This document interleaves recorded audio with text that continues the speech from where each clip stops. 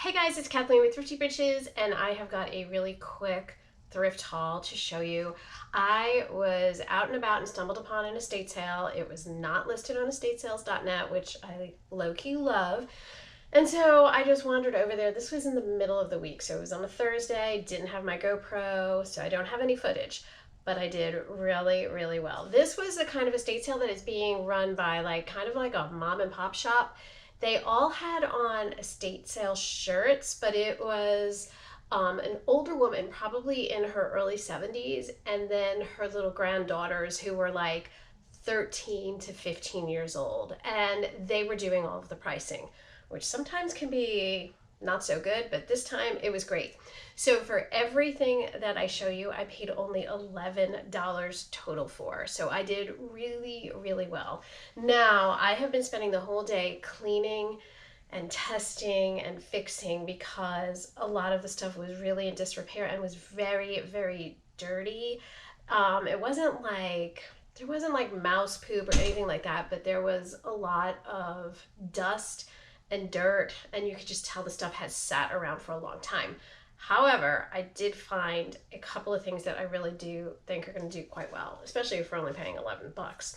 All right, so the first thing that I got is this vintage Champion sweatshirt. It's got the C on the sleeve, and it is Auburn University, but it is in a size extra large, and it is new without the tag. So I haven't even looked up the comps, but I would expect at least $15 for this. I picked this up just because I loved it. I just loved the way it looked. It's just like a little mini ceramic light up Christmas tree. It's not working. It has those button batteries, so I don't have any this size on hand, so I'm gonna have to go to Walmart, pick up some batteries, and see if it works. I don't think really it's gonna bring that much, but I kind of like it, and I might just bring it into my classroom. I grabbed this. This was actually in plastic, but the plastic was in such bad shape and the shirt was not. So I just took it out of the plastic. But this is just a vintage E-tonic, however you pronounce that, shirt in a size extra large. And just really neat. I mean, look at this collar.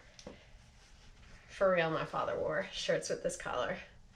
Absolutely. In the 80s. So I don't know. I don't know if this is gonna bring me anything, but surely at least 10 bucks. Okay, I grabbed these just because I really liked them, and I still have to look up the comps on these, but these are Crown Royal glasses.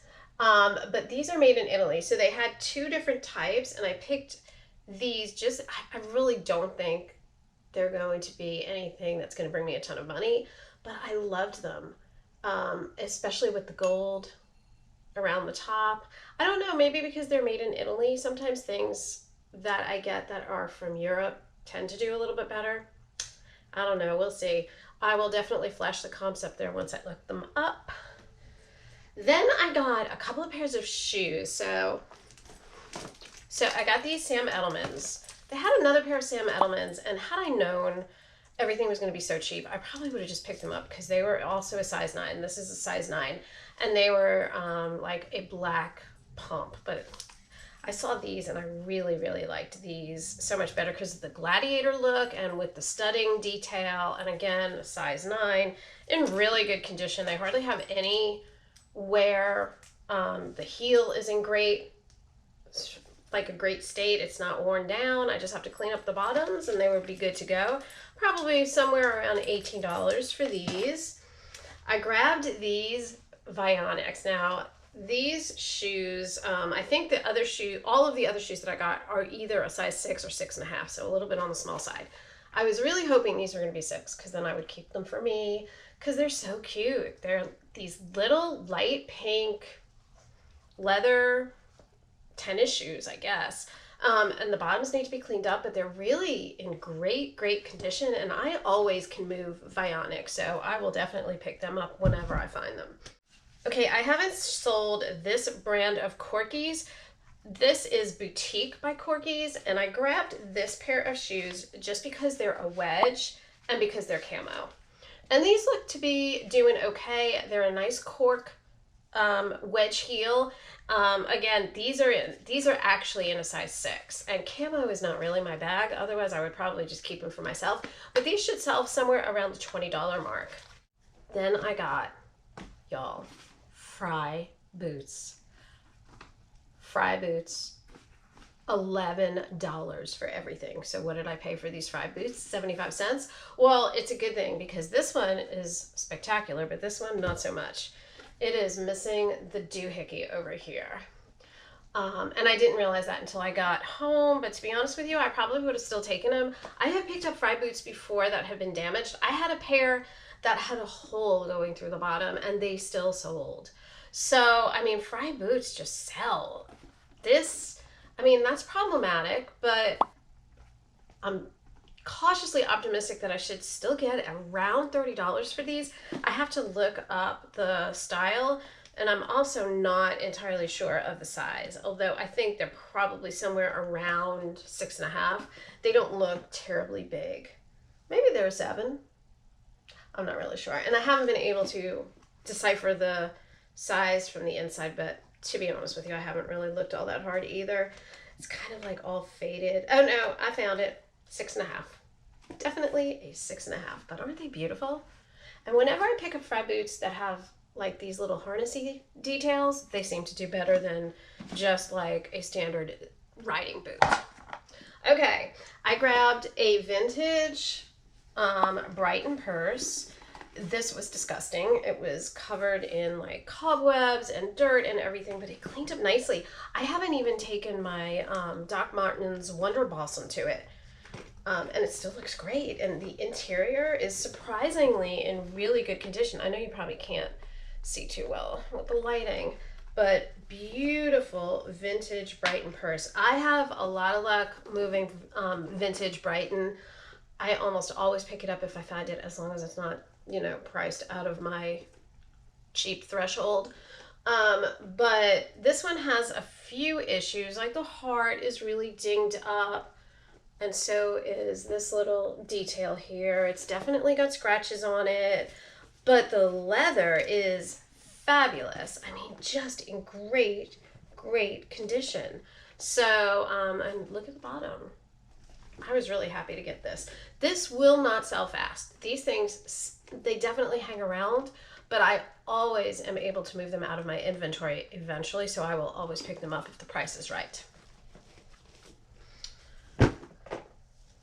Okay, I grabbed these just because they're new with the tags, and they are vintage. They are from the early 2000s.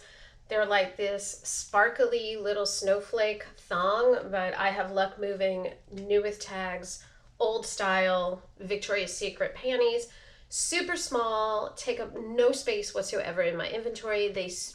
They ship for next to nothing. So totally will pick these up. I'm estimating these are not going to go much higher than maybe $12 to $15. Although somebody does have a pair of them listed for $50, but they're way out of line.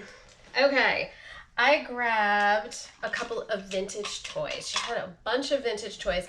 Now, a lot of the vintage toys weren't much to speak of or were broken. So I had to be really careful, and I really wish it hadn't been so hot in the attic because I probably would have spent a little more time digging. I think there might have been a few more gems, but it was hot as Hades in that house. So I did find this Nintendo GameCube travel case, and this looks like it has never even been used. It's not new with the tags. However, the interior is gorgeous.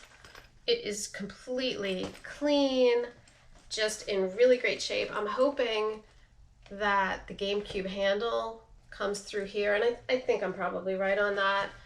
I don't think I'm missing a part. But when I looked up the comps, this will sell probably around the $30 mark. So super stoked to pick that up. And also, even if you find the little cases that are just for the games, if they are branded genuine Nintendo, those things sell pre-owned. So definitely pick those up. Be on the lookout for those.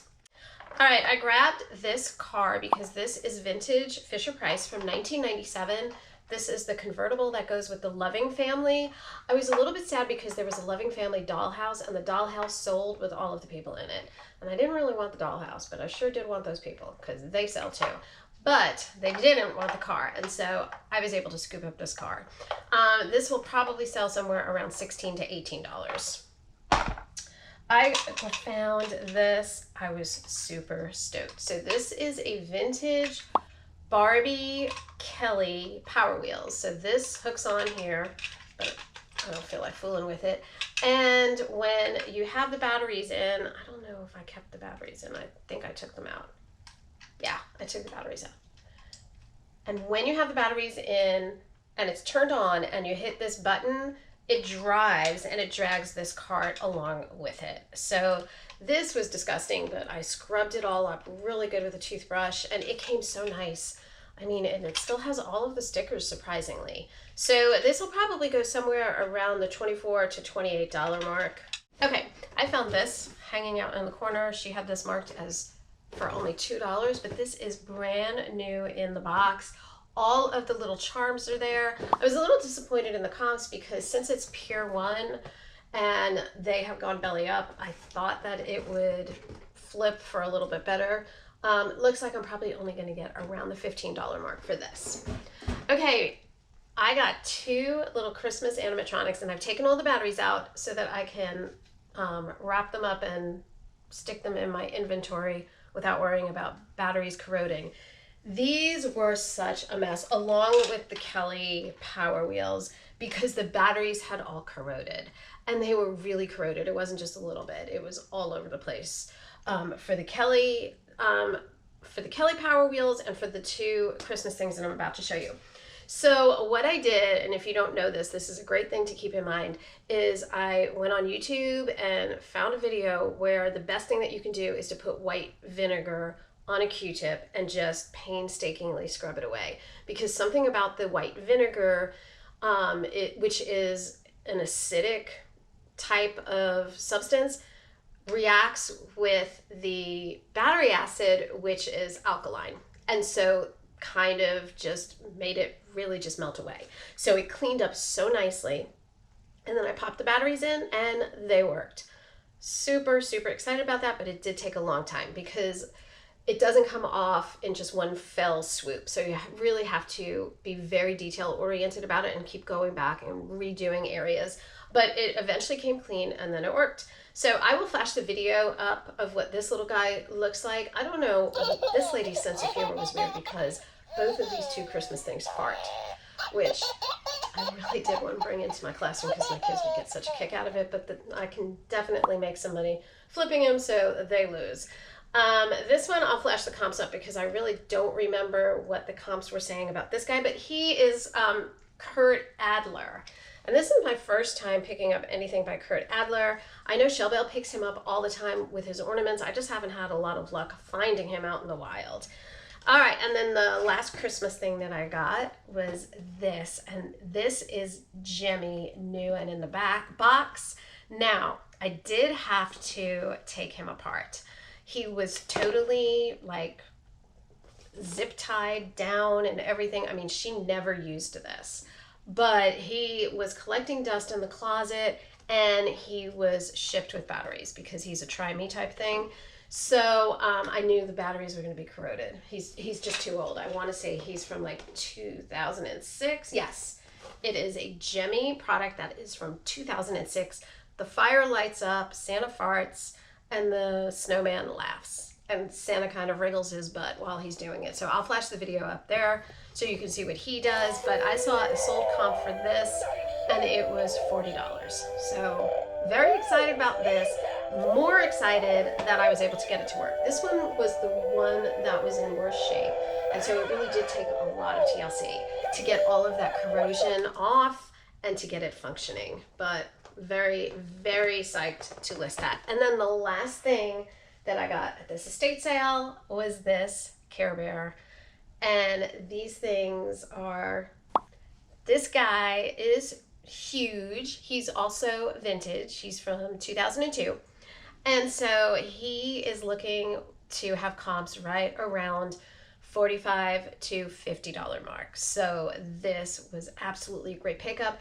He might even go a little higher because, to be honest with you, he is in like new condition. I mean, he does not have a spot on him. The only damage that I noticed was that his little Care Bear hearts on his butt was kind of a little scratched just from age and sitting around on a shelf. But a really, really exciting find. I was so excited. I have mixed results with Care Bears. Sometimes I pick them up and then they just don't do anything. And other times I've picked them up and they fly out of my inventory and I get big bucks for them. So I'm starting to learn the good ones, and I will tell you that the bigger ones definitely do a little bit better in the resale market. All right, guys, that is everything for this quick little thrift haul. As always, if you like thrifting content, hit the subscribe button down below, throw us a comment, and come back and see us next time. Bye, guys.